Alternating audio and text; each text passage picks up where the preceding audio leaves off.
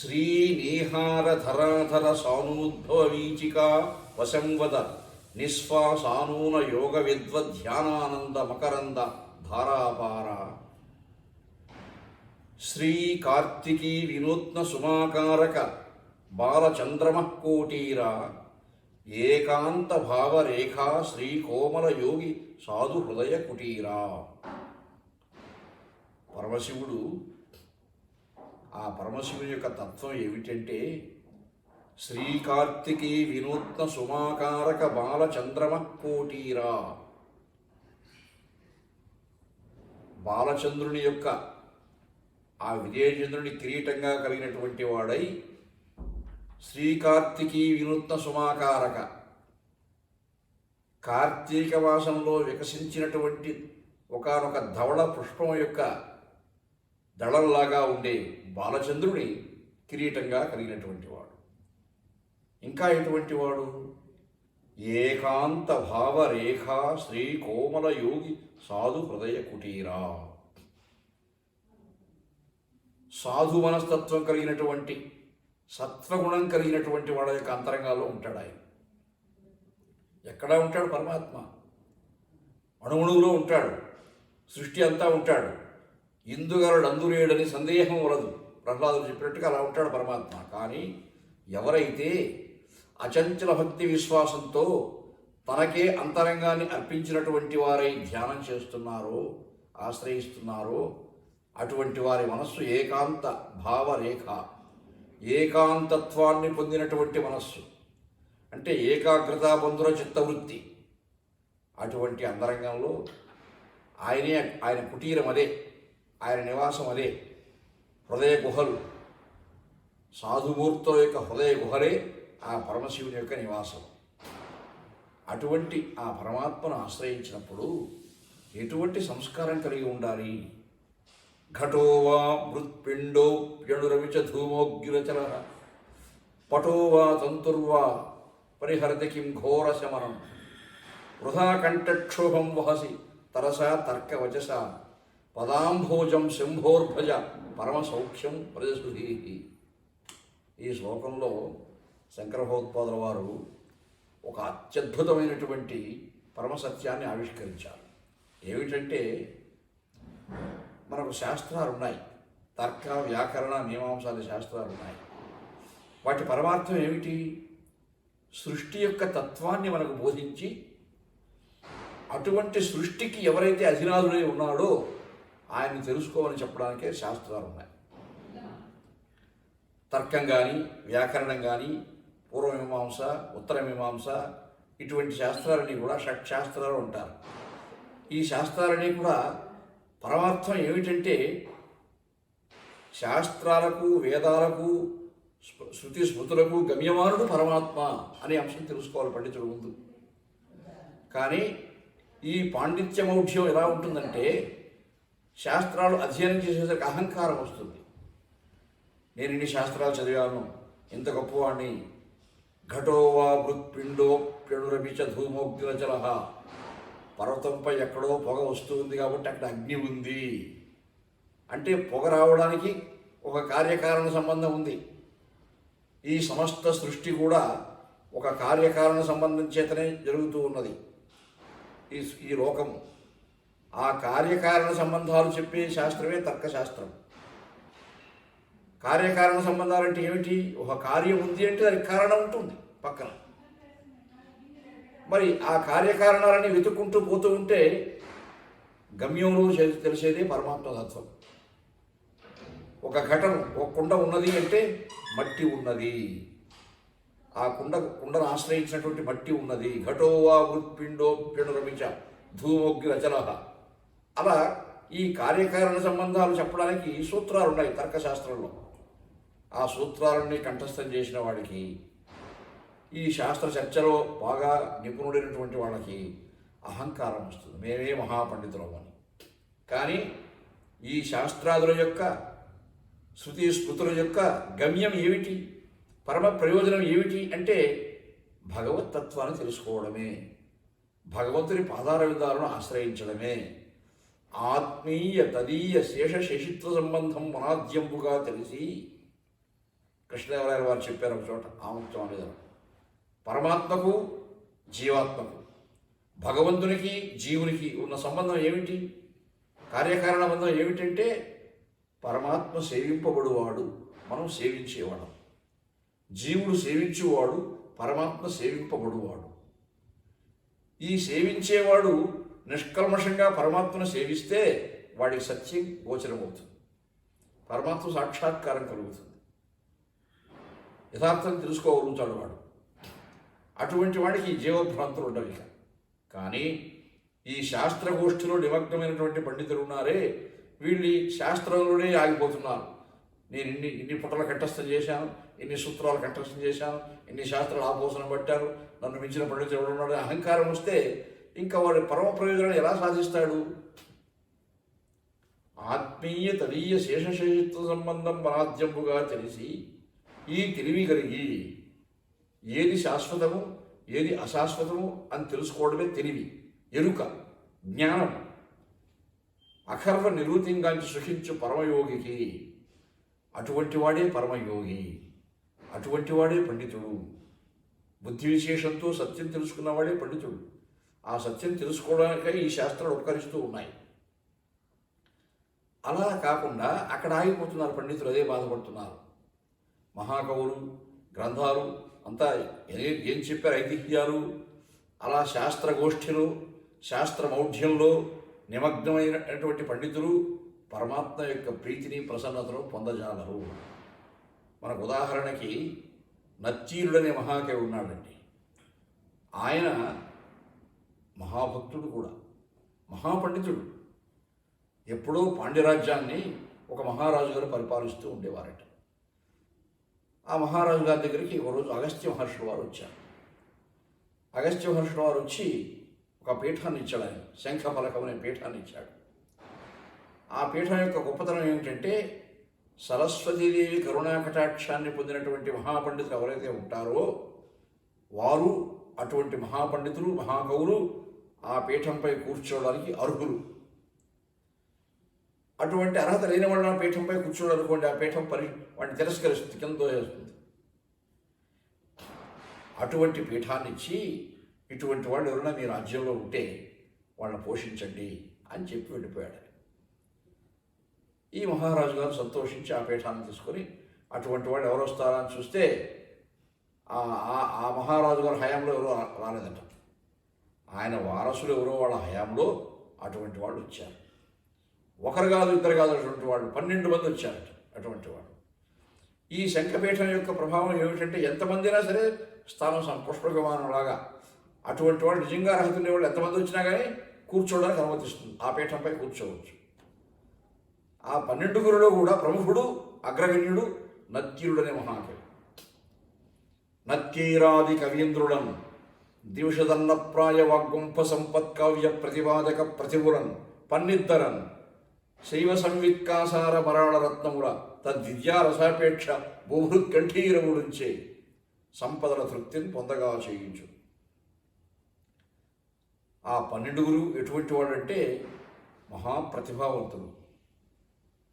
శైవ సంవిత్ కాసార మరాళరత్నములు అంటే శైవాగమ సంబంధమైనటువంటి శైవశాస్త్ర సంబంధమైనటువంటి ఆ పరమశివుని యొక్క తత్వాన్ని మహత్వాన్ని చెప్పే గ్రంథాలు ఎన్ని ఉన్నాయో అన్ని గ్రంథాలు కూడా ఆపోసనం పట్టేటువంటి వాడు మహాకవులు వాళ్ళు. అటువంటి వారు తద్విద్యా రసాపేక్ష అటువంటి వాళ్ళ దగ్గర సద్గోష్ఠి చేస్తూ అటువంటి ఆ పరమశివుని యొక్క తత్వాన్ని మహత్వాన్ని వాళ్ళతో బాగా వింటూ మహారాజు కాలక్షేపం చేస్తూ ఉంటే ఆ దేశంలో పెద్ద కరువు వచ్చేసిందండి.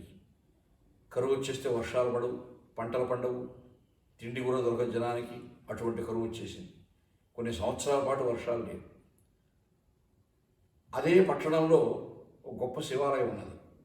ఆ శివాలయంలో పరమశివుని యొక్క లింగాభిషేకం రోజు చేస్తూ పరమశివుని యొక్క కైంకర్యాలన్నీ చేస్తూ ఆగమోక్తంగా ఆ భగవంతుని సేవిస్తున్న భక్తుడు ఒక ఆయన ఉన్నాడు, హరద్విజుడు అని.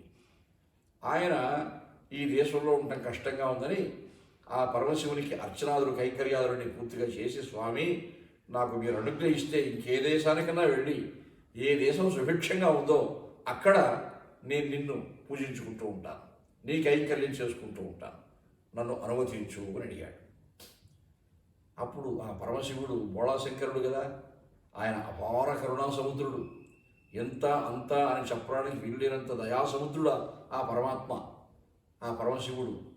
ఆయన మనస్సు ద్రవించింది, అయ్యో ఇన్నాళ్ళు అచంచల భక్తితో నన్ను సేవిస్తున్నటువంటి ఈ అనద్విజుడు ఇలా నిరాశ్రయుడి వెళుతున్నాడే, అది ఆయన బాధ కలిగించింది.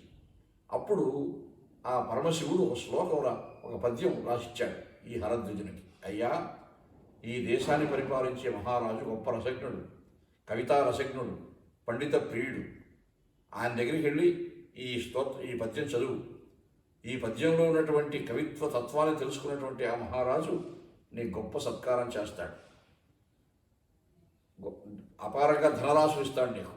ఆ ధనంతో కొంతకాలం బ్రతుకు, ఆ తర్వాత వర్షాలు పడతాయి దేశంలో, నువ్వు ఎక్కడికి పోవాల్సిన పని లేదన్నాడు. ఆయన సంతోషించాడు పాపం అర్చక స్వామి. సంతోషించి ఆ పద్యంతో కూడా రాజాస్థానానికి వెళ్ళాడు. ఆ పద్యం చదివాడు. మహారాజు గారు మాత్రం చాలా బాగుంది అని పద్యం మెచ్చుకున్నాడు. సత్కరించడానికి సిద్ధం అవుతూ ఉండగా అందులో నత్తీరుడు ఉన్నాడు కదా శంఖపలకం పైన, మహాపండితుడు, మహాకవి. ఆయన లేచాడు. లేచి ఆ పద్యంలో దోషం ఉందని చెప్పాడు.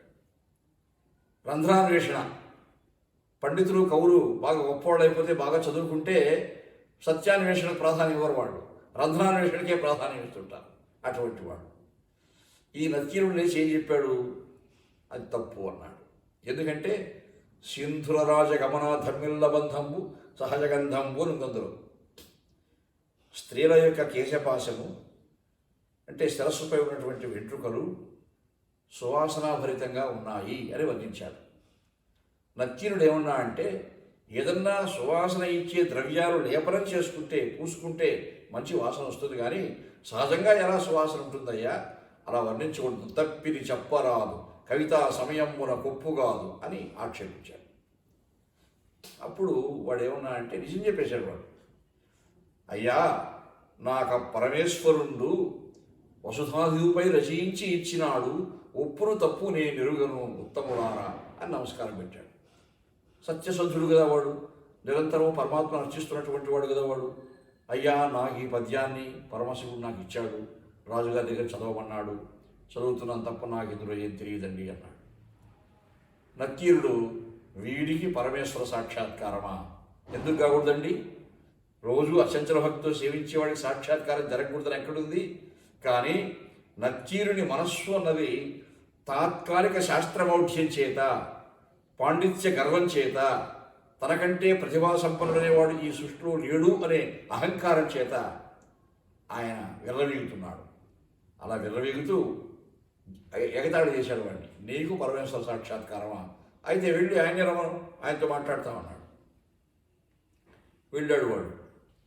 దేవాలయానికి వెళ్ళి, స్వామి, నేనేమో చదువుకున్నవాడిని కాదు, నీ కైంకర్యం తప్ప నాకేమీ రాదు, నిన్ను విశ్వసించి నిన్ను నమ్మి వెళ్ళి నేను రాజుగారి దగ్గర అవమానం పాడే వస్తున్నాను, ఇలా జరిగిందని చెప్పుకున్నాడు. ఆయన బోళాశంకరుడు కదండి, తన భక్తుడికి అంత అవమానం జరిగిందంటే ఎంత బాధపడ్డాడు పరమాత్మ. ఆయన ద్రవించిపోయింది ఆయన మనస్సు. కటకట అన్నత్తీరుండట కవితయు తప్పు పట్టెనట, అటుపదమా ఎటువరెనో తెలిసేదనని నిటలాక్షుడు వచ్చి కుంభినీపతి సభలో. ఆయనే స్వయంగా వచ్చేసాడు రాజాస్థానాన్ని, పరమశివుడే వచ్చేసాడు. దేవాలయం నుంచి కదిలి వచ్చే సగుణంగా వచ్చేశాడు. పరమాత్మ యొక్క సగుణ సాక్షాత్కారం అది. పరమాత్మ మన సౌలభ్యం కోసం ఒక సగుణమూర్తిగా అవతరిస్తాడు. వచ్చేశాడు. వచ్చి మహారాజు గారిని అడిగాడు, ఈ రాజన్యుని మీద నే కవిత సాహిత్య స్ఫురన్ మాధురీ చారు ప్రౌఢిమ చెప్పి పంప విని మాత్సర్యంబు వాటించి నత్తీరు నూరక తప్పు పట్టినట, ఏది లక్షణంబు అలంకారంబు పదబంధము రసము చక్కని చెప్పుడి తప్పిన. ఏమిటి మహారాజా ఇది? నేనెంతో ఉత్తమోత్తమ శైలిలో ఒక మంచి శ్లోకం పద్యం రాసి పంపిస్తే ఎవరో మీ ఆస్థానంలో తప్పట్టాడట, ఎక్కడ తప్పుదో చెప్పానండి ఇప్పుడు సవాల్ విసిరాడు. నత్తీరుడు పైకి లేచాడు. లేచి, స్త్రీల యొక్క కేశపాసంలో సువాసన ఉంటుందని మీరు రాసున్నారు, అందులో ఎలా ఉంటుందండి? ఏదైనా సుగంధ ద్రవ్య లేపనం చేసుకుంటే కదా ఆ వాసన వస్తుంది, ఊరికే ఎలా వస్తుంది అన్నాడు. అప్పుడు పరమశివుడు, నత్తీరుడు కూడా తన భక్తుడే, ప్రతిరోజు అనుష్ఠానాదుల చేత ఆచరణాత్మకమైనటువంటి ఒక సాధన చేత తనను అర్చిస్తున్నాడు ఆయన. తెలుసు ఆయన తన భక్తుడే, కానీ అహంకారాది మనోవికారాలతో చెడిపోతున్నాడే అని అతనికి కొంత కనువిప్పు కలిగించాలని అనుకున్నాడు తప్ప వెంటనే శిక్షించాలనుకోలేదు ఆ పరమశివుడు. అప్పుడు చెప్పాడు, నాయన నువ్వు పాండిత్యాతిరేకం చేత, పాండిత్య ప్రకర్ష చేత మాట్లాడుతున్నావే కానీ సత్యం మర్చిపోతున్నావు. నేను వర్ణించిన వర్ణన ఎవరి గురించి, మామూలు స్త్రీల గురించి వర్ణన కాదని, సాక్షాత్తు గౌరీదేవి యొక్క వర్ణనది. ఆ అమ్మవారి యొక్క సహజ సౌందర్యం చేత ఆమె కేశపాసం అలా ఉంటుంది అని చెప్పాడు. అప్పటికీ నతీరుడు ఏమన్నాడంటే, అగజకునైనందగు ఇలా మగువలకు తగదు. అయ్యా, ఎక్కడో అమ్మవారికి ఆ విధంగా ఉందని నువ్వు వర్ణిస్తే మేము చూసాం, అమ్మవారిని మేము చూడలేదే, నీకు మాత్రమే తెలిసింది, నువ్వు వర్ణిస్తే ఎలాగా, నువ్వు చూసావా అని ఇలా మాట్లాడితే పరమశివునికి అప్పటికి కూడా ఆయన పైన ఆగ్రహం కలగల. వీడు తాత్కాలికమైనటువంటి అహంకారాది వికారంతో మాట్లాడుతున్నాడు కానీ సత్యం తెలుసుకోలేకపోతున్నాడు. మరి నన్ను కూడా ఒక సామాన్య పండితుడిలాగా అనుకుని వాదిస్తున్నాడు, నన్ను పరమశివుడని తెలుసుకోలేదేమో వీడని ఛాయామాత్రంగా, నామమాత్రంగా, రేఖామాత్రంగా తన మూడో కంటిని చూపించాడు. అయ్యా, నాకు మూడో కన్ను ఉంది చూడు. ఆ మూడో కన్ను ఎవరికి ఉంటుంది? పరమశివుడికే ఉంటుంది. ఆ కన్ను తెరవలేదు ఆయన, ఆ కన్ను వాడికి కనపడేట్టుగా చేశాడు.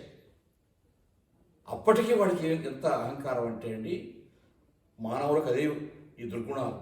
మానవుడు ఎక్కడ భ్రష్టుడైపోతున్నాడంటే కనువిప్పు కలిగినా కరిగించుకోడు, అహంకారమే చూపిస్తుంటాడు. ఆయన చెప్పాడు, తల చుట్టూవార కన్నులు కలిగిన పద్యంబు తప్పు అన్నాడు. నువ్వు నీ పాలభాగంలో మూడో కన్నే కాదయ్యా, నీ తల చుట్టూ కన్నులు చూపించినా సరే నువ్వు చెప్పించిన పద్యం తప్పే అన్నాడు. తల చుట్టూవార కన్నులు కలిగిన పద్యంబు తప్పు, కాదనవసమే వలదిచ్చట నీ మాయా వెలసనములు పనికిరావు అన్నాడు. ఇంకా పరమశివునికి వీడిని శిక్షింపక తప్పదు, వీడిని శిక్షించవలసిందే. అహంకారాది మనోవికారాలతో ఆ జాడ్యంతో పీడింపబడే దీనికి ఒక కనువిప్పు కలిగి నన్ను తెలుసుకోవాలి అంటే వీడిని శిక్షించవలసిందే అని శపించని ప్రతిభాషల కుపితుండై రుద్రుడతని కుష్ఠవ్యాధిని తపింపు మనుచు దానికి అపరిమిత భయంపునంది అతని ఇట్లనీయను. వెంటనే తిమ్మురు పట్టిందిరా వీడికి అంటారు. ఒళ్ళంతా తిమ్మురు పట్టింది అంటే ఏమర్థం? మదం ఎక్కువైపోయింది అని. దానికి అనుగుణంగా కుష్ఠవ్యాధితో నీ శరీరం పీడింపబడుగాకని చెప్పించాడు. వాడికి వెంటనే ఆ కుష్టు వస్తూ ఉంది. అటువంటి రేఖలు కనిపిస్తున్నాయి వాడికి అర్థమైపోయినప్పటికీ 1-2 సూచనలు చూసేసరికి శంఖపలకం తిరస్కరించింది. వాడిని వెంటనే కింద పడ్డాడు. శంఖపీఠంపై కూర్చొని వాదిస్తూ ఉన్నవాడు ఆ పీఠం తిరస్కరిస్తే కింద పడ్డాడు. మరి కుష్టు లక్షణాలు వస్తూ ఉన్నాయి. అప్పుడు తెలుసుకున్నాడు, అయ్యో ఈయన నిజంగా పరమాత్మే, పరమశివుడే, అజ్ఞానాంధకారంలో కొట్టుమిట్టాడుతున్నామే, ఆయనతో మనం ప్రతివాదన చేశామే అని చంపలేసుకున్నాడు. స్వామి క్షమించండి, తప్పు చేశాను నేను, నన్ను మన్నించండి, మీ శాపాన్ని మీరు ఉపసంహరించండి, ఈ జీవుడు తట్టుకోలేడు ఆశ్రయించే ప్రయత్నం చేశాడు. అప్పుడు ఆ పరమశివుడు ఏమన్నాడంటే, అంటే అన్నీ మన ఇష్టమేనా? ఆకులు చేతులు గాలిన తర్వాత ఆకులు పట్టుకున్నట్టుగా వాడు అప్పుడు పశ్చాత్తాపడితే లాభమే ఉంది. సకల శాస్త్రములకు గమ్యమానుడై, సకల వేదములకు గమ్యమానుడై, సకల వాంగ్మయములకు గమ్యమానుడైనటువంటి ఏ పరమాత్మ అయితే ఉన్నాడో ఆ పరమశివుడే రాజాస్థానానికి వచ్చి ఒక భక్తుని కోసం అలా మాట్లాడుతున్నాడని ఆ శంకరుని తత్వాన్ని మహత్వాన్ని తెలుసుకోకుండా ఈ నత్కీరుడు అహంకరించినందువల్ల వాడు కుష్ఠరోగగ్రస్తుడైపోయాడు. పరమశివుడు ఏం చెప్పాడు? సాక్షాత్తు కైలాస పర్వతాన్ని చూసినప్పుడు నీ యొక్క కుష్ఠరోగం పోతుంది అని శాపాంతం అనుగ్రహించి అదృశ్యమైపోయాడు, మాయమైపోయాడు. అప్పుడేం చేయాలి? కైలాసం ఎక్కడుంది? హిమాలయ పర్వతాల్లో ఎక్కడో ఉంది. రాజుగారు బహిష్కరించారు, ఆయన దేశ బహిష్కారం విధించేశాడు ఆయనకి. వాడు క్షేత్రాలు పట్టిపోయాడు, చూసుకుంటూ పోతున్నాడు. ఎక్కడ పోతాడండి? ఎక్కడ హిమాలయాలు? వీడు పాండ్యదేశం ఎక్కడ? మధురానగరం రాజధానిగా పరిపాలిస్తున్నాడు ఆ రాజు. మధురానగరం ఎక్కడ? హిమాలయాలు ఎక్కడ? ఎక్కడో కీకారణ్యంలో చిక్కున్నాడు. ఆ కీకారణ్యంలో ఒక సరస్సు కనిపించింది. నీళ్లు తాగడానికి వెళ్ళాడు అక్కడికి. అక్కడ పెద్ద బ్రహ్మరాక్షసుడు వీళ్ళు పట్టుకున్నాడు. ఒక గుహలో అయితే బంధించాడు వాడిని. బంధించి ఆ గుహకు పెద్ద బండ అడ్డం పెట్టాడు. అంటే వాడు 100 మంది మనుషులైతే వాడికి ఒకసారి ఆహారం. వీటితో కూడా 100 మంది అయిపోయారు ఆ రోజు. బంధించి వాళ్ళని నేను ఆ సరస్సులో స్నానం చేసి వచ్చి మిమ్మల్ని తినేస్తానని చెప్పాడు. అప్పుడు అక్కడ ఆ నక్కీరుడు పశ్చాత్తాపడి, వాడు తింటే వచ్చినందువల్ల నష్టం లేదు ఈ కుష్ఠరోగిని, తింటే తినుగాక, కానీ ఈ జీవునికి మళ్ళా ఇంకొక జన్మంటూ వస్తే ప్రారంభంలోనే కదా కుష్ఠరోగం ప్రారంభం అవుతుంది. జన్మించలే కుష్ఠరోగంగా జన్మిస్తాడు ఈ జీవుడు.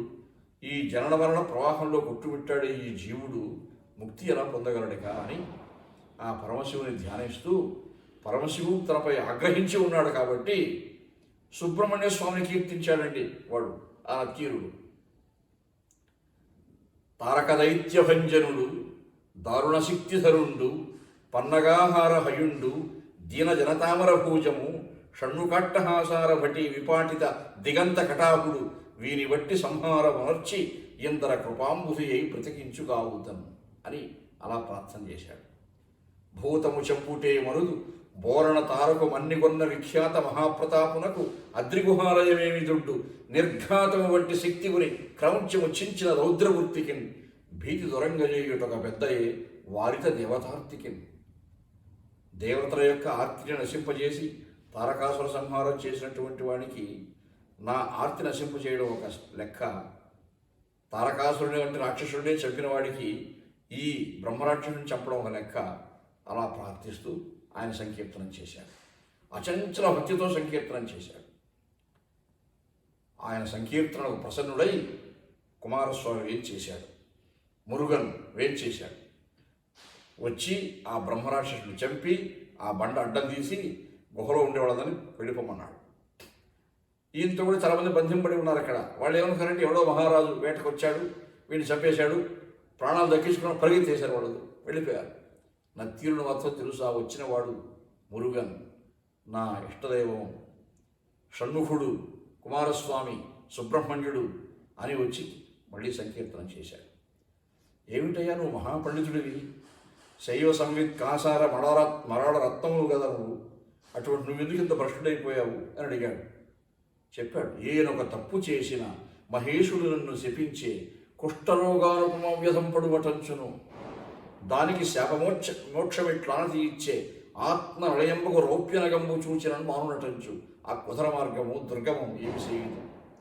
నేను తప్పు చేశాను స్వామి, పరమశివుని ఆగ్రహానికి గురి అయినాను, నా శాపం ఇలా ఇచ్చాడు ఆయన, కైలాసం చూస్తేనే శాపం పోతున్నాడు అంటే, ఓహో మా తండ్రి గారు ఇలా చెప్పారా అని చెప్పాడు ఆయన. మా తండ్రి గారు కైలాసం చూస్తేనే శాపం పోతున్నా అన్నాడు కదా. కైలాసం అని చెప్పినప్పుడు అది ఉత్తర కైలాసమా దక్షిణ కైలాసమా అని చెప్పలేదు కదా. కాబట్టి ఏదో ఒక కైలాసం చూస్తే నీ శాపం పోతుంది అన్నాడు. దక్షిణ కైలాసం అంటే శ్రీకాళహస్తి పవిత్ర క్షేత్రం, దక్షిణామూర్తి క్షేత్రం, ఈ క్షేత్రాన్ని చూడు అన్నాడు. ఈ కీకారణ్యం నుంచి అక్కడికి కూడా పోయే పరిస్థితి నాకు లేదే అన్నాడు ఆ నక్కీరుడు కుష్ఠరోగంతో బాధపడుతూ. అప్పుడు ఆ సరస్సులో 3 సార్లు మునుగు, 3 సార్లు మునిగి తల పైకెత్తునే ఇక్కడనే కనిపిస్తుంది కన్నాడు శ్రీకాళహస్తి క్షేత్రం. అలా ఆ సరస్సులో మునిగి అలా తల పైకెత్తేసరికి స్వర్ణముఖి ప్రవాహం, శ్రీకాళహస్తి క్షేత్రము, గజారణ్యము దేదీప్యమానంగా ఆయనకు కనిపించింది. అప్పుడు ఆ పరమశివుని ఆశ్రయిస్తూ 100 పాసురాలు చెప్పాడట ద్రవిడ భాషలో, తమిళ భాషలో. ఇప్పుడు కూడా శైవాలయాల్లో అవి చదువుతారు.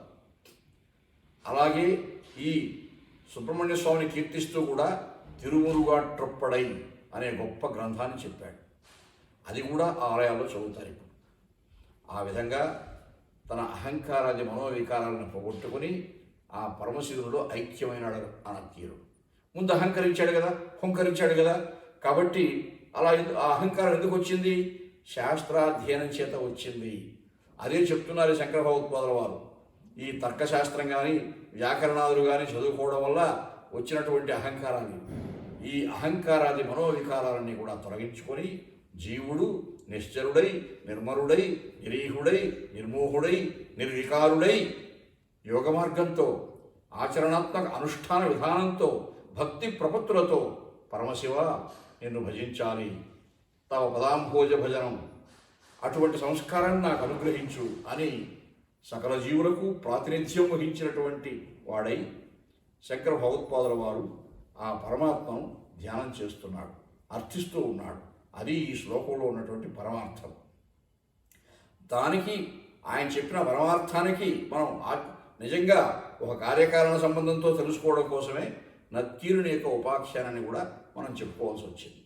దుర్జటి మహాకవి వర్ణించినటువంటి నత్తీరుని యొక్క ఉపాఖ్యానం అది. అప్పుడు నత్తీరుడు పశ్చాత్తాపడ్డాడు మనఃపూర్వకంగా, నేనెందుకు ఈ శాస్త్ర చర్చ చేశాను, ఈ కవితాభిమానము వహించి తినేటికి శంఖపీఠిపై ఈ కౌలున్న ఎట్లు వసీంపక దేవుని తోడ ఎలా చార్వాక మార్చితని. అలా బాధపడ్డాడు అప్పుడు ఆయన. నిజంగానే బాధపడి పశ్చాత్తప్తుడైనాడు కాబట్టే పరమాత్మ కూడా వాడిని మళ్ళీ కరుణించాడు.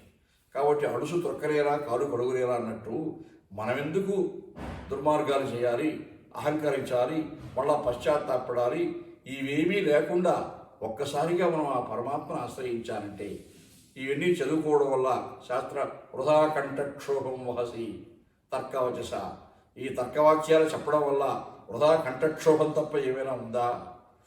మన మనస్సును జ్ఞానం వైపు ఉన్ముఖం చేయడానికి శాస్త్రం ఉపకరించాలి తప్ప మన మనస్సులో ఈ అహంకారాలను కలిగించడానికి కాదు అనే పరమార్థం తెలుసుకోవడానికి శంకర భగవత్పాదుల వారు ఎంత అత్యద్భుతమైనటువంటి ప్రబోధాన్ని మనకు చేశారు.